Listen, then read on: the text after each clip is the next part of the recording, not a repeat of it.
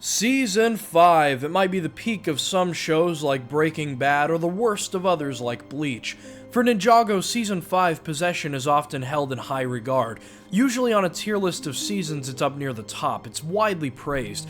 I'm gonna hit you with the contrarian cold water, actually here, because I don't think possession has aged very well. It's not necessarily bad, but definitely not S tier. It's at the bottom of B tier for me, right under Skybound and the Ice chapter from Season 11, but just above Prime Empire and Legacy of the Green Ninja. Yeah, okay, so the thumbnail and title are a bit clickbaity since I don't think it's necessarily bad. Listen, man, I just got laid off from my job a few days ago. I need rent money, alright? If you have a problem with it, you can fight me in the unemployment line. I'm also sick, which is why I sound like crap. In the same week as being laid off, I got sick. I need a break, man, but I do think that Possession is mad overrated, and when I go to rewatch the series, it's one of the seasons that I enjoy least. I will be pointing out things that I think it does right along the way, so let's go through. We start with the ninja racing on their dragons, catching fish, doing whatever. This is the first season that decides not to elaborate on why they have new suits. They were clearly running out of ideas and just said, screw it, we want to sell more minifigs. I actually like this. We don't inherently need a reason for why we have new suits each time, and I'm glad that from this point onward, they just left it up to interpretation. It's the rule of cool. Doesn't matter if it makes sense, it looks cool, and that's all that matters. As they're taking a picture, we get this moment of Kai and Lloyd. They try to force in some idea of a particularly close brotherhood between the two. Don't worry, big shot. I'll watch over you from now on. This could have worked if done after seasons 1 and 2, where they did seem to share a little bit more of a kinship, but do they not remember what happened in literally the season right before this? No one is taking my staff! You had all the power! Now it's my turn! Oh, it's you. Who says the great and powerful Green Ninja needs a team? I should have been a Green Ninja! No, Kai! Don't! Anyway, this episode is generally slower than all the other introduction episodes for each season. I guess I don't mind that too much. Wu has a tea shop now, pretty cool. Lloyd gets called to a museum, specifically Lloyd. I refuse to believe that the other characters are stupid enough to let him fall for this and not go with him. I mean, come on. Lloyd goes anyway and is greeted by Moro, who terrifies him in that room. He does explain himself in a way that I think is actually really good. When your father opened a door, you should have been more careful what came out. Moro then possesses Lloyd. Meanwhile, as they're using their elemental powers in the city to promote Wu's tea shop, the ninja lose their powers.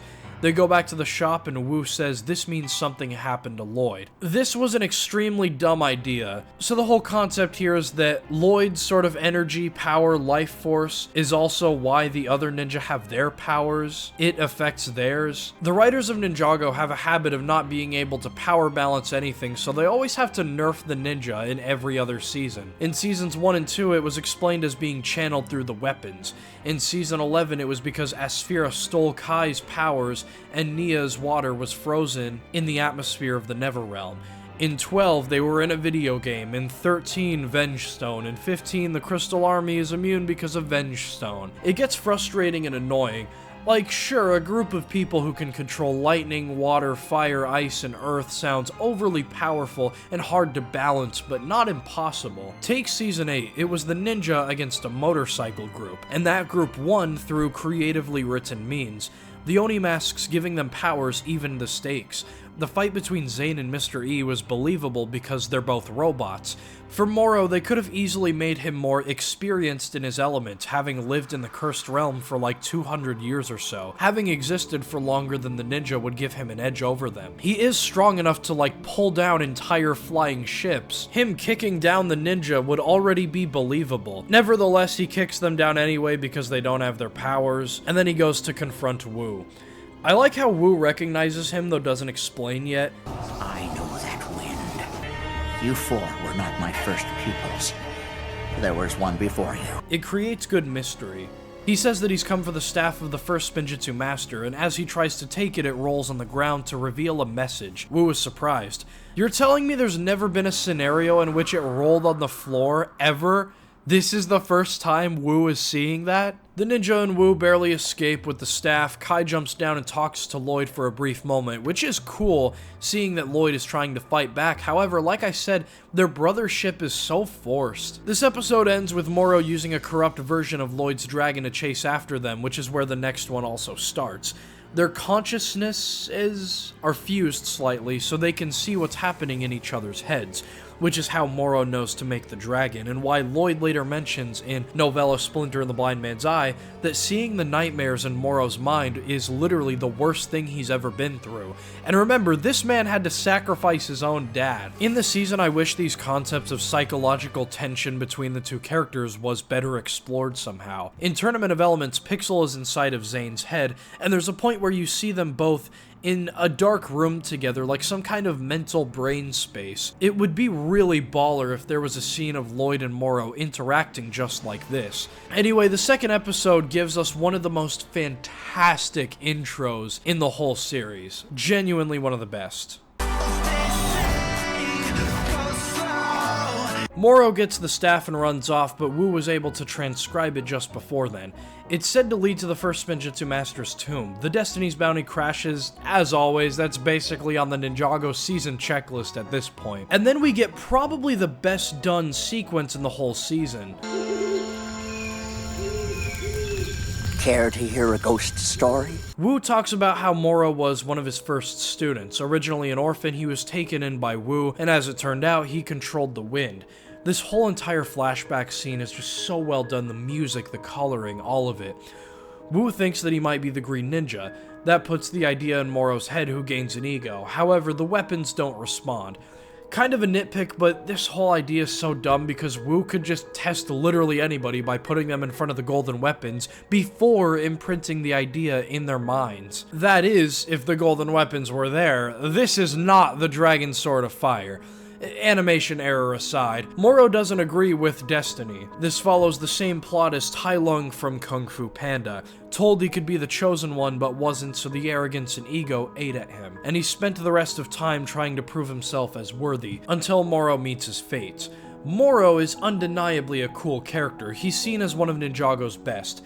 I do have problems with him that'll come up later, but I'd like to say this. I really truly think that Moro being such a cool character is single-handedly what duped a lot of people into thinking that the whole season was good. Usually when I ask people why Possession is so peak in their eyes, their first answer always has to do with the antagonist. And sure, he's a good character. He's the first parallel villain where he's a young elemental master like the ninja, he's dark and has teen angst like Shadow the Hedgehog. I'm stronger, Lloyd! I always have been! You said Destiny didn't want me to be the Green Ninja. Well, I make my own destiny. If you want the Realm Crystal, earn it! Oh, I have friends. All the villains up before this were older and a tad more generic in their motivations. However, he still isn't written perfectly, and even if he was, that wouldn't be enough to convince me that this whole season is great. Misako transcribes some of the messaging left by the staff. One of the symbols is about Airjitzu. She knows this because she happens to know literally everything and only ever reveals any information after it's pertinent. This has been the point of her character since its origin in Season 2. The scroll of Airjitzu was stole by Ronin. Now that leaves you wondering, who the heck is Ronin? You actually get zero introduction in the show. The characters already know who he is, and you're just expected to have played the 3DS game. Luckily, I happened to watch this air on live TV with my homeboy Jaren, who had played the Shadow of Ronin 3DS game. He was able to explain the lore to me and catch me up to speed, and I am so thankful for that. Jaren, if you're watching this, you're a saint. To this day, you're a saint. In the show, Ronin is treated as like a generic thief, but in the game, he's much more. He's actually like a villain. It creates a lore problem because Shadow of Ronin isn't canon, yet events from it are mentioned briefly. So where did the ninja and him actually meet? It's not explained. In the story of Shadows of Ronin, there are these obsidian blades which tamper with memories. They could have very easily explained it and wrapped this all up as, oh, they didn't remember him because of the obsidian blades, or they only loosely remember him because of that, rather. So the ninja ride their yaks around aimlessly, spending an absurd amount of time lollygagging. This is a common problem throughout the season, filler moments. I will will say the banter between the OG 4 ninja is better here than in most seasons. I'd put it up to par with seasons 1 and 9. It's probably one of the strongest points here. Nia is then told by Wu and Misako, who are all at the tea shops now for some inexplicable reason, that Nia's mother controlled the water, so therefore she can become the water ninja. I have so many problems with this ridiculous plot point. Where do I even begin? This is so out of nowhere. They came up with this literally on the fly. For what reason? Did the studio want Nia to join the group so that they could have the girl be a part of it? I personally saw her Samurai X persona as a much better example of proving herself as being just as strong and worthy as the men. It was something unique that she built without powers, making it more special. That was the point. She didn't need an element. The samurai was her own crafted identity, and after this, that means absolutely nothing. It almost made me wish that they did anything else with their character, even if she learned that she could control the elements of water, just for her to, at the very end of the season, vow to never use it, as she might view it as a crutch, while Samurai X capabilities feel earned by her own handiwork, and not just given like powers. It would set her apart in the best way. In the season after this, her dying words are, "I never wanted to join your boys club anyway." Never wanted to be part of your boys club anyway. This is so out of left field for the character. Not only this, but as I said, this plot point comes out of thin air. I just knocked over something on my desk. That's how enraged I am at this. They could have mentioned this at any point that Nia's mother was a water master, yet now was the time to bring that up. It really does feel like studio interference. Nia is probably the worst character in the entire revival era, from seasons 3 through 7. She was done so astronomically dirty in that era that it took me until like Dragon's Rising to actually like her again. Though she was also great in seasons 9 and 14. Whatever. The ninja encounter a ghost and are able to fight it using water, so that's how they learn that water can hurt ghosts. In the next episode, they arrive at the village of Stiix, a very interesting setting that fits the vibe of the season. It's angsty and a tad gothic and grim. It's a village based by the water, which scares Kai because he's afraid of water. Apparently, somehow. Zane even acknowledges this. I'm fine with heights. It's water I hate. Didn't seem to have a problem before. And Kai's explanation is that he cannot suddenly summon a fire dragon. Yet he's only been able to do that since the end of the last season, and he's literally never had a problem with water. I guess in other contexts it would make sense because he controls fire, and fire's put out by water. If that was ever shown or implemented anywhere, though it never shows up again. They confront Ronin, he charges 400 and then 450 for the scroll. They try to build a bridge for money, they fail at that, so after many minutes of nothing burger filler, they break into Ronin's shop. Ronin also mentions that he has arrow blades and offers them up. They're like these shurikens that are made from deep sea stone, which can hurt ghosts because water rock, I guess. He plays sort of a chaotic neutral force, which helps the dynamics of Ninjago.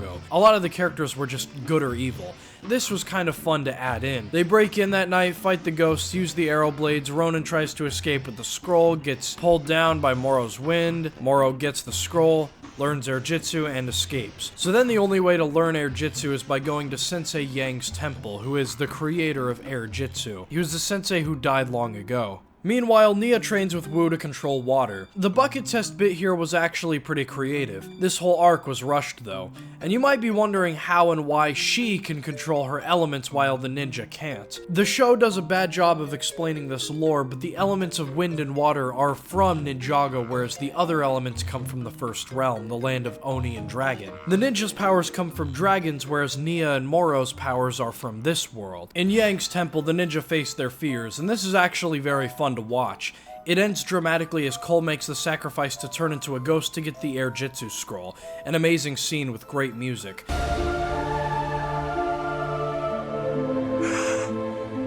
Unlike a lot of arcs in Ninjago that disappear by the end of a season or episode, this actually stays long term, and how Cole's body feels and phases around and stuff like that is explored. Lightly, though still good. Oh yeah, and Kai also gave Ronin all the ninjas' shares of the tea shop to save his butt, so Ronin now kind of just hangs out with them for a bit. I don't know why they even accept his presence, but sure. Misako had transcribed more of the staff's messaging, which talks about the Sword of Sanctuary. If you Airjitzu up during the Eye of the Storm, storm at the top of the tallest mountain, you can enter the Cloud Kingdom. Ninjago's whole deal with realms was clearly just made up as they went. There are 16 different worlds that are hard to travel to, but if your car drives fast enough, you fall down a cliff, you drink the right tea, you go down far enough, you find a dragon, you do a martial art form on a mountain, if you put monster energy into a corn dog and plug your phone into it, you can get into another realm. After doing Airjitzu through the eye of the storm on the mountain, they arrive in the Cloud Kingdom, genuinely a nice contrast from all the hellish places from before, like the Realm of Madness and Underworld and Cursed Realm, finally a nice place. However, major error.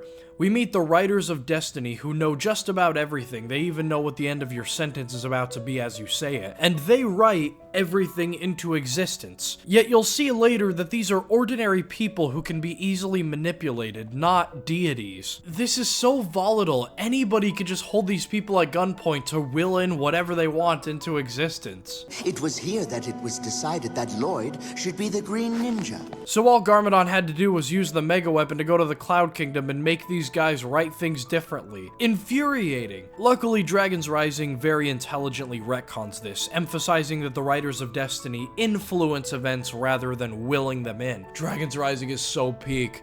For now, though, that part of the season is bad. Fenwick then reveals that Moro's plan is to release the Preeminent, because apparently the Cursed Realm is not just a realm, but a being. I can't even... It's hard to explain how awful this concept is. A realm can crawl inside of another realm. Sure, whatever. And everyone who's ever been cursed just lives inside of this creature.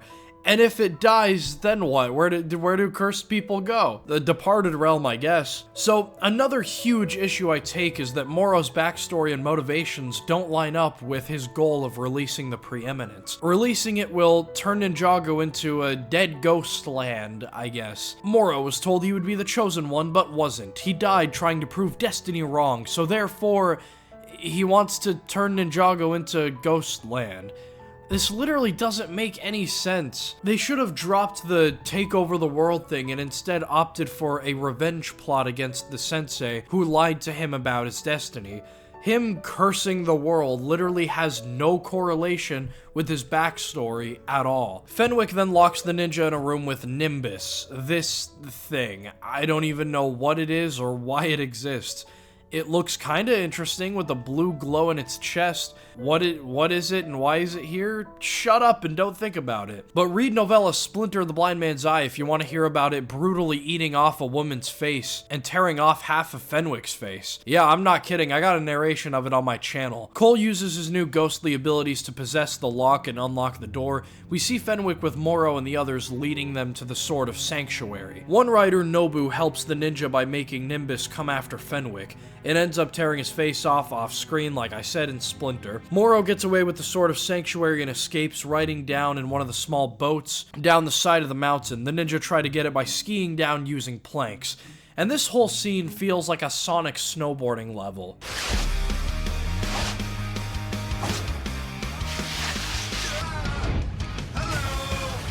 Your ride is kind of slow, huh? They fail until Kai, who has that dog in him in all the Ninjago media before Season 8, jumps on, gets Lloyd to fight Moro's possession, and steals the Sword of Sanctuary. My Will Film era GOAT. Before the Oni trilogy, this guy was king. The last clue is the final Spinjitzu Master's resting place, but they don't know where it is. As they're about to use the Sword of Sanctuary to find it, Ronin betrays them, yoinks the sword, trying to pay off his debts with one of the ghosts in Moro's circle. Ronin and Nia have this dynamic where his carelessness and amoral attitude is supposed to rub off on her so that she stops caring as much. Her frustration is her main obstacle from reaching her true potential, so Ronin's personality is supposed to help her, which was kinda nice. It felt like an uncle-niece type thing. Until this happens. Or, I guess technically doesn't happen. This guy's here to meet a 15-year-old girl. I guess in my own age timeline that I made, which still holds up in my opinion, Nia is about 17 to 18 by this point. Still doesn't make it any better. This guy's like 50 probably. Yuck! It's also mentioned in Way of the Departed that he's got like a wife and kid. Come on. So anyway, Ronin sends a message saying that the first Spinjitzu Master's tomb is in the Caves of Despair. It later turns out that this isn't Ronin, which is a good twist. The ninja explore the caves and find Moro's dead body. Yeah, they don't shy away from showing the actual corpse here.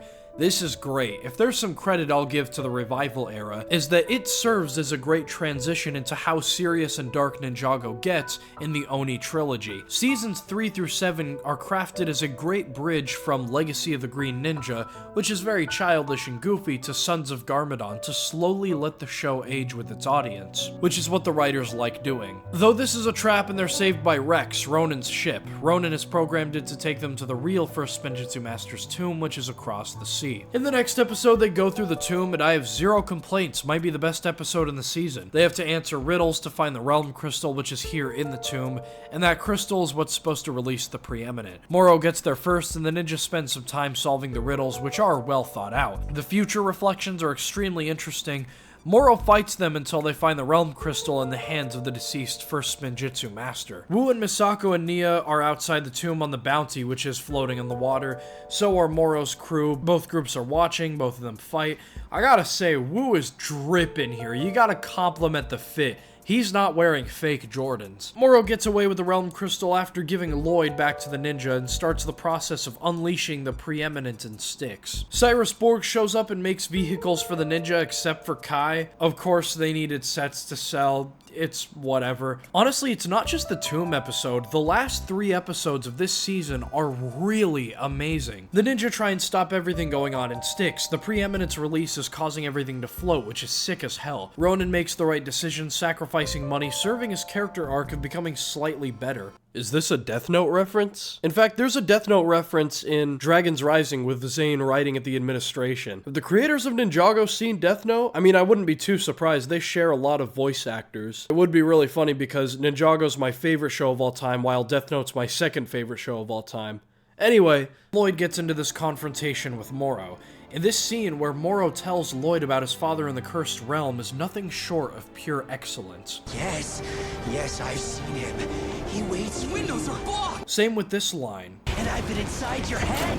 I know what you're afraid of. You could never do it alone, could you? Unironically so hard.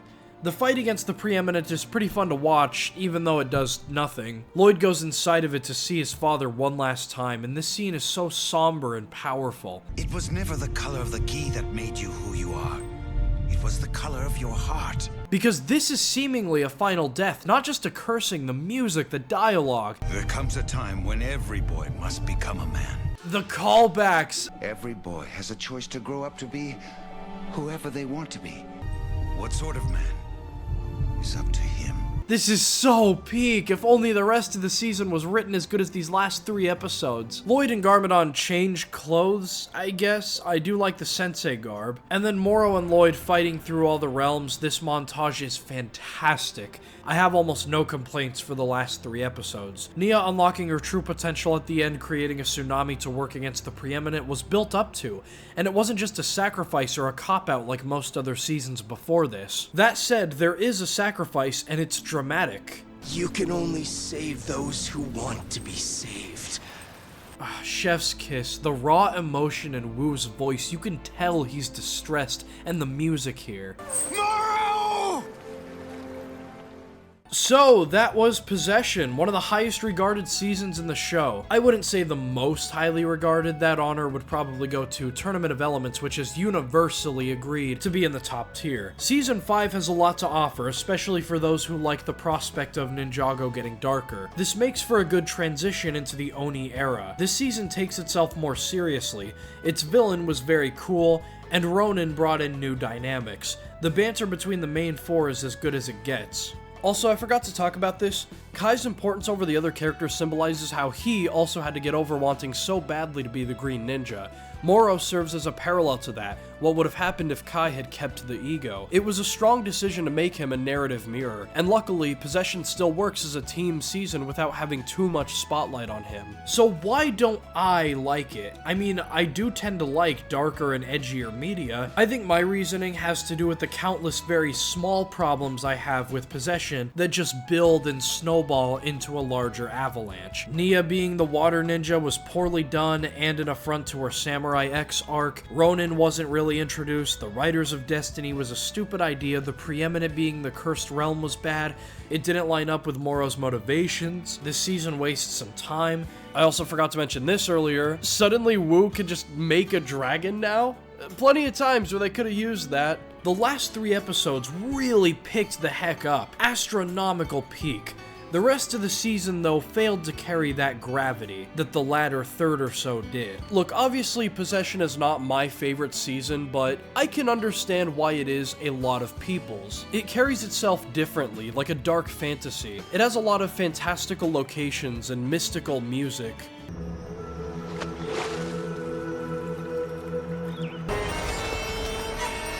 While being stylistically grim, it's very quiet too. There are plenty of important scenes without music to build that sort of Studio Ghibli-esque ambiance.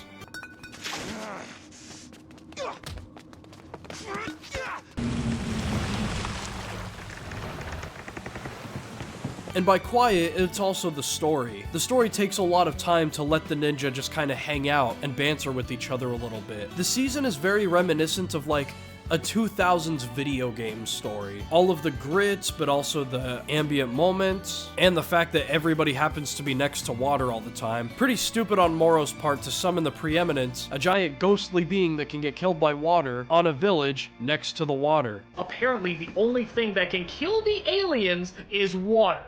Yeah, it's like acid to them. 1 drop hurts them like crazy. Probably should have thought that through before attacking a planet mostly covered in water! Anyway, let me know what your guys' thoughts are on Possession, if you liked it, disliked it, whatever, and I'll see you guys next time.